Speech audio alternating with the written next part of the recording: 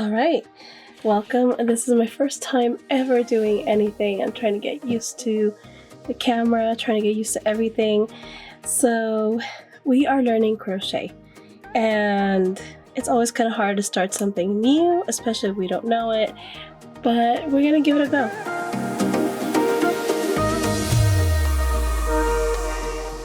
So crochet, you're gonna need several supplies. I'm gonna start off first with a hook, and right here this is a crochet hook. So normally they're very short, and you have a little hook at the end, and it'll tell you the actual measurements for the hook. This is what it looks like an I/9, and this is 5.50 millimeter. So this is a 5.50 millimeter hook, and this is what I'm going to be using with you guys today, and hopefully you guys can see that. And I have my own scissors right here.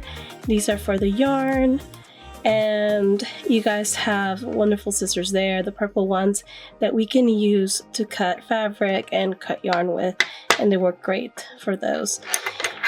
Yarn that we're going to be using is going to be regular acrylic yarn, and I'm just using this one as an example so you guys can see this. And let me see if I can get this to focus.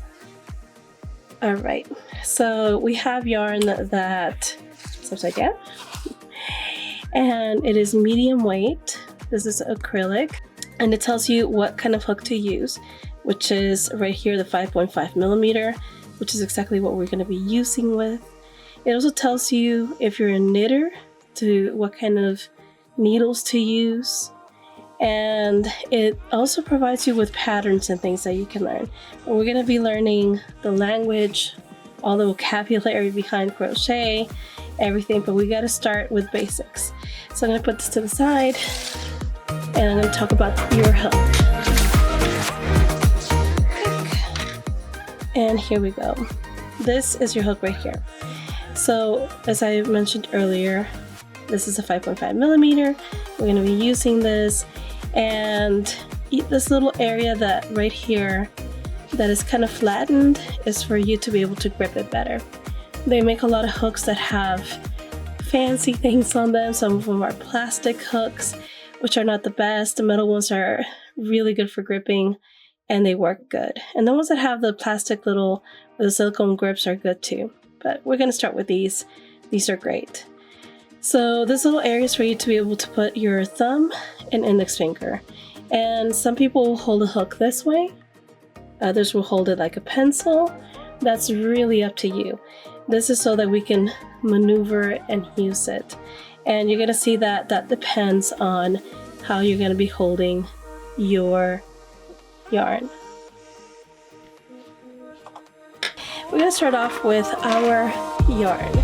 So this is an acrylic yarn. It's just like the yarn I showed earlier, but it's gray. And this will hopefully be good enough for you guys to be able to see it and work with it. So before we start with anything crocheting, you have to learn the basics, which the first one is tying the knot. So you're going to be making a slip knot. Not the band slip knot, but the actual slip knot. So what I'm going to be doing here is creating a loop, and some people will do it around 3 fingers, 2 fingers, but you can do it like this. I'm using 3 fingers, and if you notice, the short end is right here on the bottom, long end is on top. So I'm just going to go through with my other hand.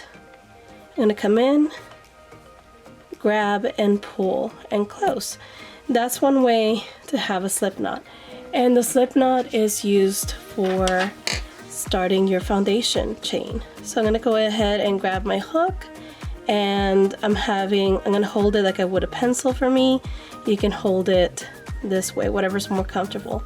So I'm going to come in, put my hook right in through the slip knot, and then I'm going to tug on the long end, and I'm going to tighten it, but not super tight. You want to be able to have your hook move freely within the slip knot.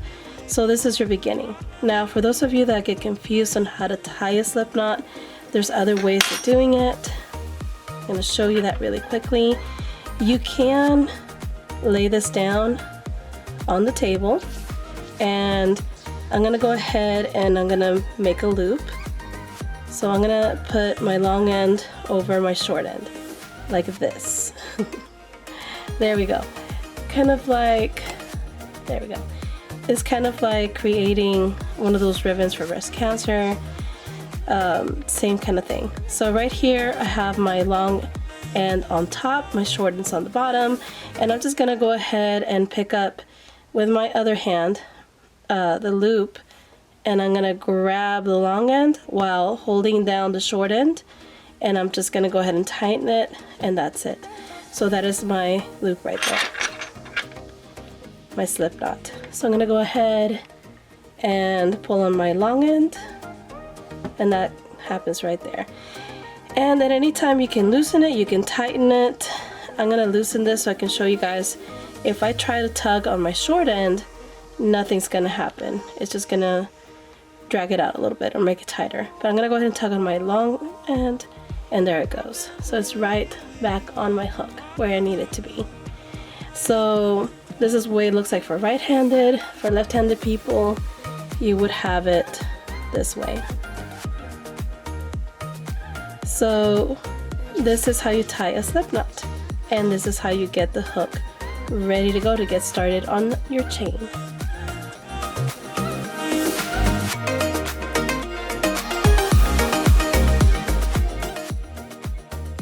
Alright, so we are back, and I have my hook pretty much ready to go. I have the slip knot on it. So what I'm going to be trying to do now is pretty much get ready to learn how I'm going to hold my hook and how I'm going to use my other hand to help me feed the yarn through my hook, through my slip knot. So here's my yarn. If you notice, some of these yarns have the actual yarn kind of tied around it. Some of them will have yarn that comes out from the middle right here. So it just depends. If you started off your yarn by pulling the actual yarn from here on this end, or if you pulled it from here, just keep pulling and getting some slack so you can start crocheting. A lot of people, unfortunately, when they use these, if they can't find one of the ends to get some yarn, they'll end up cutting different areas, and then that ruins the spool.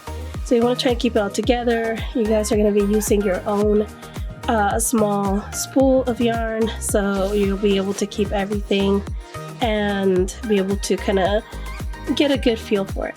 So we're going to go ahead and get started in creating the chain. The goal of the chain is to basically get yarn to go through your loop right here.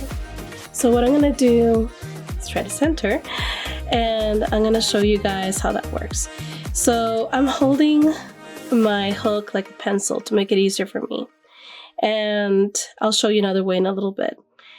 A lot of people here will take the yarn and try and put it in the back between the pinky and your back finger to hold it here, and they'll try to put the finger up, and they hold the short end of the yarn between their thumb and the middle finger right there, so they can have a good hold, and they're going to be crocheting this way. So we're going to be using both hands systematically. It takes a while to get used to, but that's what the chain is for. So I'm going to come in, I'm going to create a chain. So I'm going to do a yarn over, and that's what they call the first part. Yarn over basically means putting your yarn over your hook. So I'm going to come with my right hand, I'm going to go back, and I'm going to loop it like so. So now I've yarned over right there, and I'm going to be pulling this yarn through this loop right here. So all I'm going to be doing is I'm going to come in, I'm going to slip my hook across. I'm not going to worry about putting tension, meaning I'm not going to tighten my knot, and I'm not going to tighten anything. I'm just going to go ahead and start sliding my hook across. As soon as I get to this part, I'm going to turn my hook down, and I'm just going to go ahead and pull it through the loop, and I have my first chain right there. So you can see that right there. Now some other people will hold it differently. I hold my yarn differently. I like to have my yarn in between my index finger and my middle finger right here, and I hold my work with my thumb and my index finger here, and whenever I yarn over, I just go ahead and with my right hand come in, pick up the yarn, so I'm yarned over, and I'm just gonna go ahead and see how I'm holding it right here between my thumb and index finger. I'm gonna hold it steady. I'm gonna go ahead and slip this through, and there you go. This is the way that a lot of people in Mexico do it. I was taught in Mexico, so it makes it a little bit easier. But you can look up other ways, and I'll try and link some videos on here so you can see how other people hold the yarn and the hook, and to give you other ideas. So to see what's more comfortable. But I encourage you guys to try different ways to see what's better. I've seen some students grab the hook this way, and they come in, they yarn over, and then they just kind of pull it through this way. And so that's another way. I've seen other students just kind of yarn over and then use their thumb and then this finger right here and pull it through. So as you can see, I started forming my chain. What you guys are going to be doing is you're going to be chaining over and over again. So I'm going to come in, yarn over. Once I do that, I'm going to pull my hook through, and I have another chain. Go back, yarn over, and when I yarn over, I go from back to front, and then I go through, and there we go. So back to front, yarn over, pull through the loop, and you have a chain. So back, yarn over, pull through the loop, and you have a chain. And notice how I'm keeping my tension the same. I'm not trying to tighten it. If you tighten it too much, this is what's going to happen. You're going to tighten it, it's going to be hard to put it through, and your chains are going to be very, very tiny. You see how much strain I'm putting on there right there, and it makes it really hard. So when you start working on these chains, it'll be hard to put your hook right through them, because we're going to be working on these chains right here. So you can see the difference between how these chains are kind of loose and then these are very tight. So try and keep your tension normal. Don't stress it. Don't pull it too much.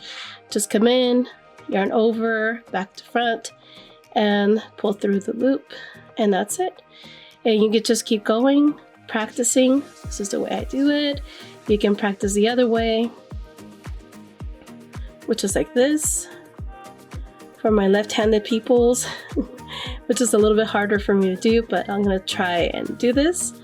It's basically coming in, your yarn over is gonna be a little bit different for you guys. Back to front, pull through the loop, and like that.